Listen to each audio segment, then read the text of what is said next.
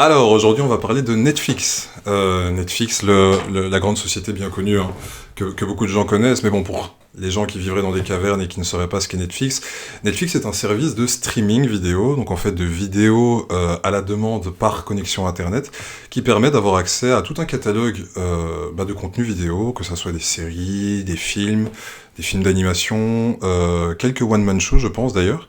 Donc voilà, tout ça est fourni par Netflix, une grande société américaine. Et j'ai décidé d'en parler aujourd'hui parce que je trouve qu'il y a dans la tactique marketing de Netflix deux aspects très intéressants et dont il serait important de s'inspirer pour tous les entrepreneurs qui nous regardent. Alors, pourquoi je voulais parler de Netflix? Parce qu'elle mixe deux concepts qu'on retrouve à la fois chez d'autres grandes entreprises que sont Amazon d'un côté et YouTube de l'autre. Alors, le premier, c'est Amazon. Il faut savoir que Amazon est une entreprise dont, pour faire très, enfin, Amazon qui est une entreprise qui permet de pouvoir acheter en ligne à peu près tout ce qu'on veut dans le monde, est une entreprise qui tire une grande part de sa force du fait qu'il recueille énormément de nos datas. Ça veut dire que chaque fois qu'on commande sur Amazon, Amazon enregistre quels sont nos goûts, qu'est-ce qu'on a été regardé après, qu'est-ce qu'on a regardé avant, et finalement arrive à construire un petit peu une forme de descriptif de notre personne. Moi, chaque fois que j'achète sur Amazon, et parce que j'y viens à partir d'un compte qui porte mon nom, Amazon sait ce qui est susceptible d'intéresser Rémi, parce qu'il a accumulé énormément d'informations. Donc ça, c'est une première chose que Amazon fait très bien.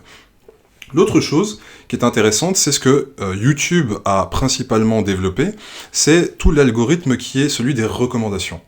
Au niveau de YouTube, ils ont développé en interne un algorithme très intéressant qui met devant nous, à partir encore une fois de données qu'il recueille, des propositions de vidéos qui se basent sur nos goûts, sur ce qu'on like, sur ce qu'on commente, sur ce qu'on garde dans ses favoris, et de notre forcément historique passé. Et en fait, ces deux entreprises-là ont deux concepts que Netflix a fusionnés pour son bien. Alors, d'un côté, Netflix passe un temps incroyable à amasser des données sur la manière avec laquelle nous consommons le contenu qui est disponible sur Netflix. Donc Netflix va analyser combien de temps nous passons sur les vidéos, combien de temps nous passons à chercher des vidéos, quels sont les mots-clés que nous rentrons pour pouvoir aller vers une vidéo, et quels sont les types de thématiques de vidéos que nous apprécions.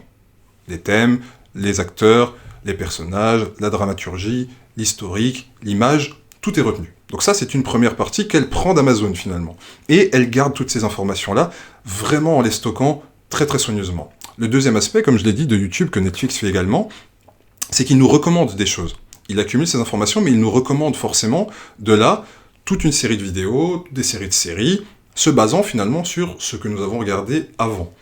Et en fusionnant ces deux choses-là, on arrive à un résultat qui est celui que les grands fans de Netflix connaissent bien, c'est l'addiction en fait. Netflix a inventé l'addiction professionnelle, l'addiction à son propre service, en fusionnant finalement ces deux notions. Accumuler des informations sur vous, et vous recommander toute une série de choses basées sur votre passé, et sur ce que leurs algorithmes ont réussi à conclure sur ce que vous êtes potentiellement susceptible d'aimer. Et ça, je pense que c'est finalement un concept, un modèle, une manière de travailler, que toutes les entreprises peuvent arriver à installer à leur propre façon, en faisant finalement deux choses. Un, et je pense que c'est hyper important, il faut que les entreprises, même les plus simples, même les entrepreneurs, aient des fiches qui puissent recenser tout l'historique qu'ils ont avec leurs clients. Un client, c'est pas juste un nom, un numéro de téléphone et une adresse mail. Non, non, non, non. Un client, c'est toute une série d'expériences clients, forcément, qu'il a accumulées avec vous et que vous devez garder, d'une manière ou d'une autre. Alors, il y a des programmes qui le permettent, il y a, si on n'a pas de programme, le bon sens, un calepin, un bic et un peu de temps, mais il faut prendre le temps de pouvoir recenser tout l'historique et toute la personnalité du client avec lequel on travaille. Et la deuxième chose, qui est encore moins faite par les entreprises, c'est d'avoir la capacité de recommander sur base de ce qu'on a accumulé comme information. Souvent, je vois plein d'entreprises qui disent, voilà, on a un store, il y a 40 000 pièces dessus. Ok, d'accord. Ou on a 11 services, on a 25 produits. Tout ça, c'est génial. Mais au final, le client potentiel qui va venir sur votre store, il va être perdu face à tout ça. Vous devriez être capable, surtout s'il revient pour la 2 ou la 3e fois, vous devriez être capable de lui proposer aujourd'hui que les 3 ou 4 produits qu'il est susceptible de vouloir. Les 10 produits qui, en ce moment, font fureur sur son segment. Les 2 services que tous les gens qui ont son profil ont l'habitude de prendre. Et ça, c'est vraiment deux notions dont on peut prendre de Netflix qui sont hyper importantes à implémenter dans l'industrie de demain, parce que je crois que dans le futur, les clients, le customer experience, l'expérience client, sera de plus en plus paresseuse. On sera habitué à acheter ou à prendre des choses qui nous auront été présentées, pré-mâchées, sur base de qui on est.